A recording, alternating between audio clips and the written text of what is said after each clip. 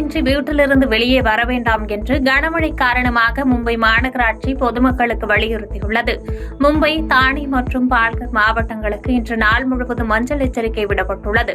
பொதுமக்கள் எச்சரிக்கையுடன் இருக்கும்படியும் தேவையின்றி வீட்டிலிருந்து வெளியே வர வேண்டாம் என மும்பை மாநகராட்சி வலியுறுத்தியுள்ளது. மும்பை நகரில் கனமழையால் வெள்ள நீர் பல்வேறு பகுதிகளிலும் சூழ்ந்து காணப்படுகிறது.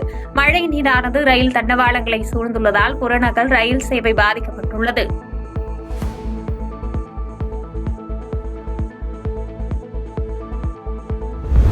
கர்நாடகத்தில் தீவிரமடையும் தென்மேற்கு பருவமழையால் 6 நாட்கள் கனமழை எச்சரிக்கை விடுக்கப்பட்டுள்ளது.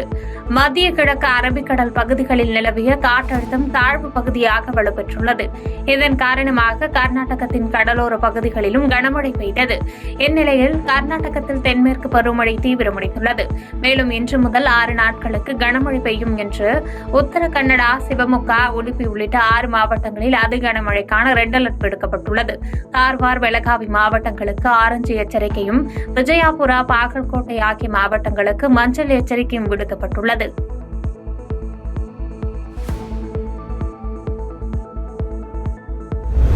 கேரளாவில் தென்மேற்கு பருவமழை தீவிரமடைந்துள்ளது என திருவனந்தபுரம் வானிலை மையம் அறிவித்துள்ளது. கேரள மாநிலத்தில் கடந்த 24 மணி நேரத்தில் பெரும்பாலான இடங்களில் மழை பெய்துள்ளது. கடந்த 24 மணி நேரத்தில் கேரள மாநிலத்தில் அதிகபட்சமாக 21 சென்டிமீட்டர் மழை பதிவாகியுள்ளது. கேரளாவில் கனமழை தொடர்வதால் 8 மாவட்டங்களில் கல்வி நிறுவனங்களுக்கு விடுமுறை விடப்பட்டுள்ளது. இடுக்கி, எர்ணாகுளம், பத்தனம்திட்டா மாவட்டங்களில் உள்ள தொழில்துறை கல்லூரிகளுக்கு விடுமுறை அறிவிக்கப்பட்டுள்ளது.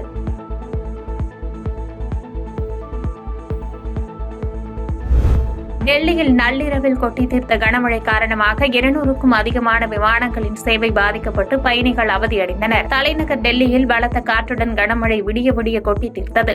இதனால் தாழ்வான குடியிருப்பு மற்றும் சாலைகளில் மழைநீர் தேங்கியது.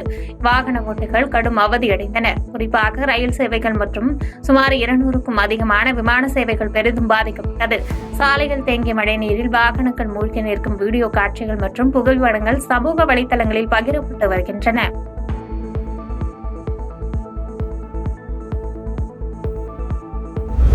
கேரள மாநிலம் கொச்சி அருகே கடலில் மூழ்கிய கப்பலில் இருந்த கண்டெய்னர்கள் கரை ஒதுங்க தொடங்கியுள்ளன. கொச்சி துறைமுகம் அருகே 2 நாட்களுக்கு முன்பு கடலில் சரக்கு கப்பல் முழுமையாக மூழ்கியது. விழுஞ்சம் துறைமுகத்திலிருந்து 640 கண்டெய்னருடன் கொச்சிக்கு புறப்பட்டு சென்ற கப்பல் மூழ்கியது. கந்தக ஆயில் உள்ள பல சரக்கு கண்டெய்னர்கள் கடலில் விழுந்ததால் ரசாயனம் பரவும் அபாயம் உள்ளது. இந்நிலையில் கடலில் மூழ்கிய கப்பலில் இருந்த கண்டெய்னர்கள் கரை ஒதுங்கின. பொதுமக்களோ மீனவர்களோ அருகில் செல்ல வேண்டாம் என்று அறிவுறுத்தப்பட்டுள்ளது.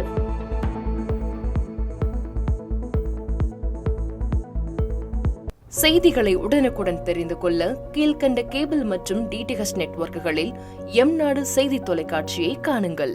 பாதகம் செய்பவரை கண்டால் நாம் பயம் கொள்ளலாகாது பாப்பா. மோதி மிதித்துவிடு பாப்பா, அவர் முகத்தில் உமிழ்ந்துவிடு பாப்பா. அண்மை செய்திகளை உடனுக்குடன் தெரிந்து கொள்ள இணைந்திருங்கள் எம்நாடு தொலைக்காட்சியுடன்.